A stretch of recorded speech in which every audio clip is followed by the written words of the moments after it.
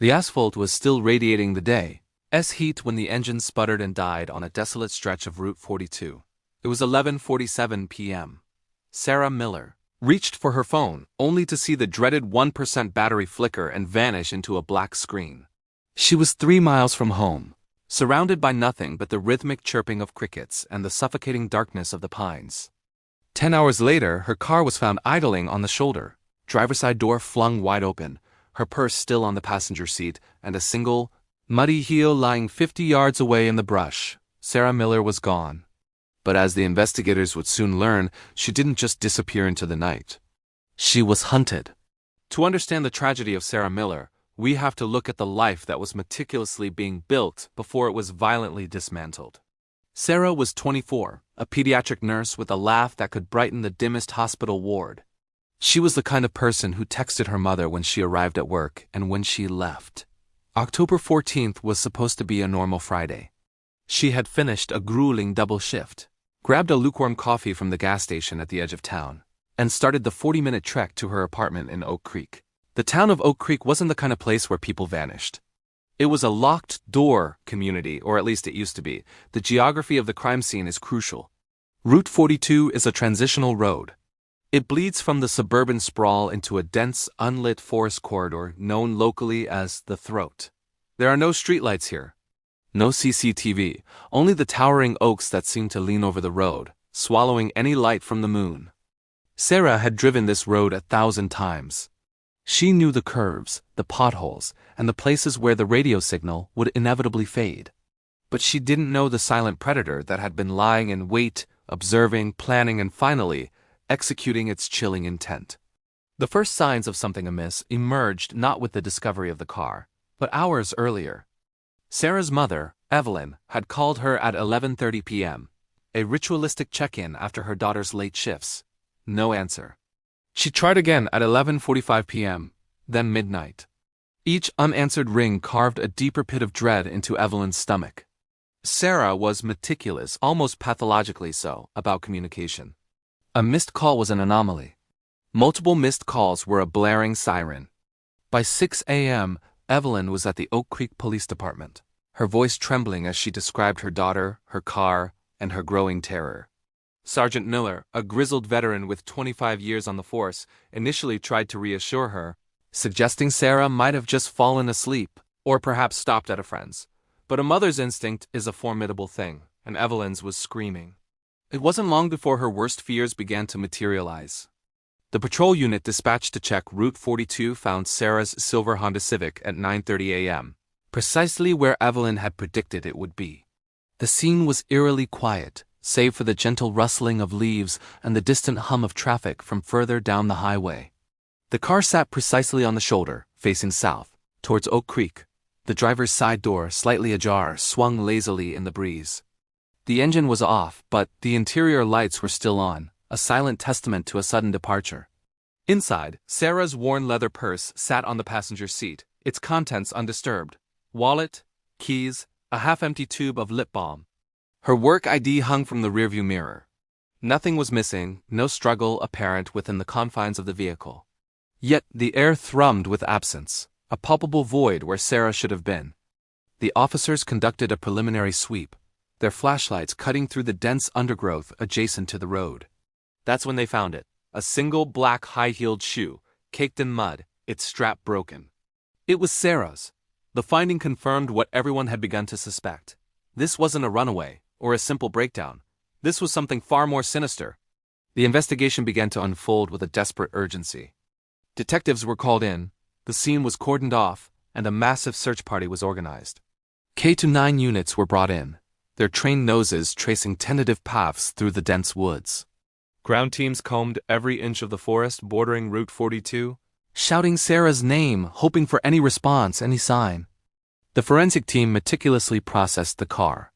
No fingerprints belonging to an unknown individual were found inside the vehicle, only Sarah's.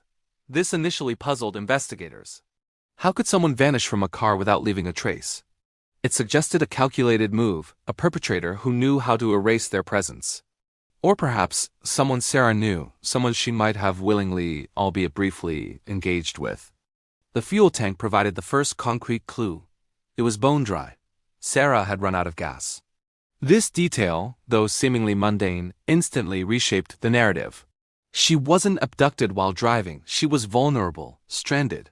This meant a window of opportunity had opened for a predator, a precise moment of isolation. The police hypothesized Sarah's car breaks down. Her phone dies. She's alone, miles from the nearest house or gas station. What does she do? She waits, or she tries to get help. And then someone approaches. This wasn't a random snatch. This felt like a deliberate act, almost as if someone had been waiting for the opportune moment, for her. The search efforts continued for days, then weeks, yielding nothing but dead ends and growing despair. The heel found by the roadside became a haunting symbol, a solitary artifact of a life abruptly interrupted. Divers explored nearby rivers and reservoirs, their efforts complicated by the murky, cold waters. Flyers with Sarah's smiling face blanketed Oak Creek and surrounding towns. Social media campaigns went viral, desperate pleas for information reaching millions. Yet Sarah Miller remained a phantom. The initial theories ranged from a random opportunistic attack to something more personal. The absence of a body was agonizing, leaving Sarah's family in a torturous limbo between hope and despair. Weeks turned into months. The investigation became a cold case, its files growing thicker with unanswered questions. Public interest began to wane, as it inevitably does. But Detective Anderson, the lead investigator, couldn't let it go. Sarah's face, the image of her vibrant life cut short, haunted him. He revisited every piece of evidence, every witness statement, every discarded theory. The muddy heel, he realized, was more than just a discarded item. It was a clue. The mud wasn't consistent with the dry roadside dust. It was marshland mud, heavy and dark, found closer to the small, unnamed creek that ran parallel to Route 42, about a quarter mile into the woods. This meant Sarah hadn't just walked away from her car. She had been forced into the woods towards the water. This new interpretation reignited the investigation. Anderson ordered a more targeted search of the creek and its banks. Days later, a volunteer from the local search and rescue team, a retired park ranger named Jim Harding, stumbled upon something partially submerged beneath a fallen log. It was a small silver locket, tarnished but recognizable. Inside, two tiny, faded photographs, a young Sarah and her mother. It was undoubtedly Sarah's. The locket's discovery, almost a year after her disappearance, brought a fresh wave of grief and a renewed sense of purpose to the investigation. The locket was sent to the state forensics lab. Along with minute traces of mud and river silt, forensic technicians found a barely visible, almost microscopic smear on the locket's clasp. DNA. It was too degraded to build a full profile, but it indicated a male presence. A significant but frustratingly limited breakthrough. With a new lead, albeit a faint one, the police revisited potential suspects. The initial suspect pool had been vast, then narrowed to ex-boyfriends, disgruntled colleagues, and even local drifters, but no one fit. No one had a clear motive or a solid alibi that couldn't be broken. Until Detective Anderson reconsidered an overlooked detail from the initial witness statements. A truck driver, Carl Jenkins, had reported seeing a dark-colored sedan, possibly a late-model Ford Crown Victoria, parked on the shoulder about a mile before Sarah's car on the night she vanished. He hadn't thought much of it at the time, assuming it was another broken-down vehicle. But Anderson now wondered if this wasn't a random breakdown, but a deliberate stackout. The Crown Victoria was a common car, difficult to trace. But combined with the marshland mud and the fragmented DNA, a chilling picture began to form. The fragmented DNA from the locket was run through various databases, but yielded no direct match. It was a partial profile, barely enough to confirm it was male. But modern forensic techniques allowed for familial searching. This controversial method involved comparing the partial DNA profile to national databases to find close relatives, potentially leading to the perpetrator. After months of painstaking work, a breakthrough. The partial DNA matched a distant cousin in a genealogical database, a man named Marcus Thorne. Thorne had a minor criminal record from his youth. Petty theft, a few bar fights. Nothing that screamed murderer, but what caught Anderson's eye was his profession.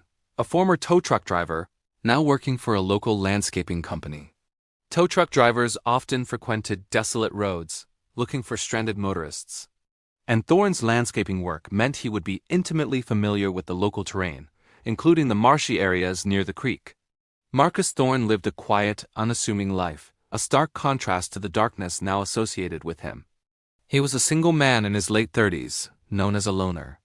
When Anderson and his team approached him, Thorne was outwardly calm, almost too calm. He denied ever seeing Sarah Miller, denied being on Route 42 that night. His alibi was flimsy. He claimed to be home alone, watching TV, but a subtle tremor in his hand, a fleeting glance towards the dense woods behind his house didn't escape Anderson's notice. The detectives obtained a search warrant for Thorne's property. It was a long shot, but they had to exhaust every avenue. What they found was devastating. In a shed behind his house, buried under gardening tools and old tires, they uncovered a collection of women's belongings, jewelry, scarves, even a few single shoes. Among them, a match to Sarah's missing high-heeled shoe, not the one found, but its pair. It was cleaner, carefully stored, and on the sole, a faint, almost invisible trace of marshland mud, perfectly matching the soil composition from the creek bed near Route 42. The discovery was a gut punch. It wasn't just Sarah. There were other victims, other silent disappearances that had never been connected. Thorne was immediately arrested. Under intense interrogation, he cracked. The truth was far more depraved than anyone had imagined. He confessed to following Sarah that night. He had seen her at the gas station earlier, drawn to her quiet beauty. When he saw her car broken down, it was an opportunity he couldn't resist. He had feigned an offer of help, approaching her with a deceptive smile. Sarah, desperate for assistance, had momentarily let her guard down. He then overwhelmed her, dragging her into the dense woods towards the creek, a location he knew intimately from his landscaping roots. He had silenced her, and then, in a chilling act of twisted sentimentality, he had taken a memento, the other shoe, the clean one, and buried her body deep in the marsh. He claimed he didn't remember where exactly, the fog of his monstrous acts blurring the precise location. The confession was a breakthrough, but the missing body remained a haunting piece of the puzzle. Thorne's defense team attempted to argue that without a body, the confession was unreliable, a desperate act of a man under pressure. But the circumstantial evidence was overwhelming. The second shoe, the DNA from the locket, his detailed knowledge of the secluded areas of Route 42, and the disturbing collection found in his shed. The trial was swift and brutal. Sarah's family sat through every harrowing detail, their faces etched with pain, relief, and a profound sense of injustice. Marcus Thorne was found guilty on all counts, including abduction and murder. He was sentenced to life without parole, a sentence that felt simultaneously too harsh and not enough for the unspeakable pain he had inflicted. The verdict brought a semblance of closure, but not peace. Sarah Miller never made it home. Her family never had a grave to visit, a physical place to mourn. Her body was never recovered, swallowed by the marsh, a silent victim of a monster hiding in plain sight. The case of Sarah Miller left Oak Creek irrevocably changed. The once locked-door community was forced to confront the chilling reality that evil can lurk anywhere, even on familiar roads in the dead of night.